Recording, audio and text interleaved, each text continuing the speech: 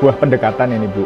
Di teori arsitektur ada istilah biofilik gitu Bu. Jadi sebuah pendekatan dalam mendesain yang dia agak unik ya kalau. Jadi sebelum saya membaca tentang biofilik ini, biasanya begitu dapat misalnya Pak Jimmy minta, Mas tolong desainin ini, langsung beride Bu, mencoba berimajinasi. Ternyata kalau biofilik ini sebaiknya tidak begitu. Ternyata ada prinsip-prinsip yang akan ada dilanggar. Nah, prinsip pertama itu gini Bu. Jadi kalau merancang harus dimulai dari apa yang ada gitu ya, tidak dari ide ya, bukan dari ide. Yang pertama. Prinsip yang kedua yang saya ambil aja bahwa peran kita sama-sama nih semua di sini, perannya itu menghidupkan kembali ruh jiwa tempat itu nantinya gitu Bu. Kalau tadi siang Pak Jimmy sudah nyinggung-nyinggung tentang operasional gitu ya, itu harus nggak saya catat bahwa itu bagian dari ruhnya gitu. Tanpa operasional maka ruh juga nggak akan masuk gitu ya. Nah, jadi kita memegang itu dalam upaya mengangkat level tadi Pak. Mengangkat level laras riset itu. Bagaimana kemudian menghubungkan antara pendekatan ini dengan perancangannya gitu ya. How to connect it. Maka saya mencoba sedikit belajar tentang tadi geologi Kars. Kars ini Mas Reza tahu istilahnya dari mana Mas? Belum ya Mas? Lucunya dari Yugoslavia gitu ya. Bahasa Yugo gitu.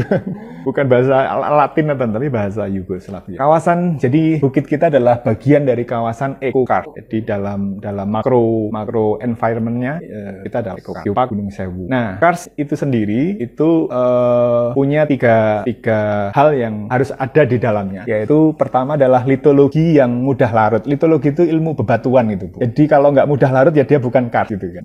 Keras tapi larut gitu Bu. Iya, larut. Yang kedua pasti mengalami proses pelarutan. Jadi jangan dikira bahwa yang keras tadi diem, tapi dia bergerak. Yang ketiga adalah ada bentang alam atas dan ada bentang alam di bawah kita Bu. Karena proses stratifikasi. Ini yang yuk kita kenali bareng-bareng. Selama ini kan kita menduga-duga Mas ya. Waktu kita di bawah gubuk itu menduga-duga.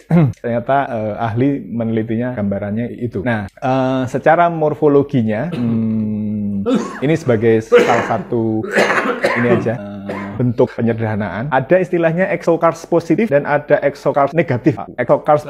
Exokars positif ada itu yang ke atas tuh. Jadi yang muncul ya.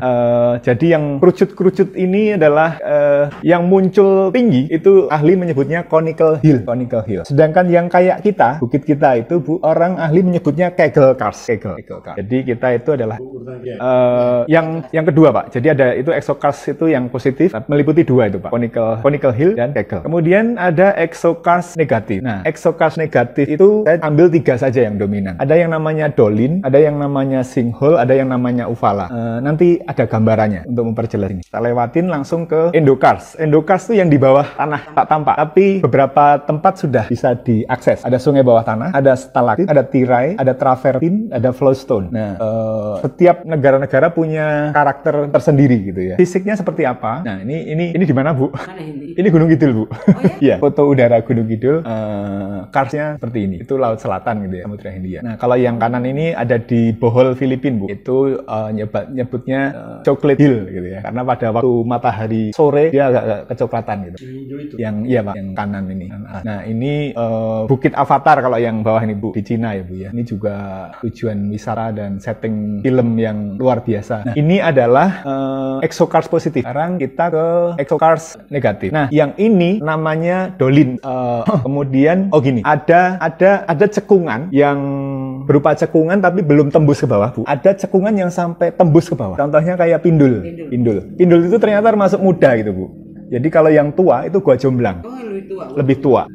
Kenapa bisa jadi jomblang dan jadi pindul? Itu karena air semakin nggak kuat semakin banyak Bu. Ambles ke bawah. Jadi kalau yang kiri ini belum ambles nih Bu ini. Nah, kalau yang kanan udah ambles. Jadi tadi itu dolin, itu sinkhole atau luweng kalau dalam bahasa ini ya Bu ya. Kemudian yang kanan bawah itu namanya uvala. Kita punya uvala yang mimpinya Ibu jadi bungee jumping itu Bu. Uvala. Nah, ini mengenali yang exokars 1, exokars positif dan negatif. Sekarang kita ke endokars. Tadi Mas Reza saya tunjukin ini dia kira batik. Mirip batik Bu. Ini adalah tirai kapur Bu. Tirai kapur yang ditemukan di bawah Goa Kars. Nah, ini yang namanya travertin. Travertin jadi seperti teras-teras Kars gitu ya Bu ya, yang terisi air. Nah, cakep ya Bu ya. Jadi pengen punya kayak gini di begitu. Itu dulu itu yang kita buat sama Reza pada saat kita ke aninya Pak Moko. Nah, satu lagi ini yang di dalam goa, ini mudah kita jumpai kalau di Gunung Kidul, namanya Blue Stone.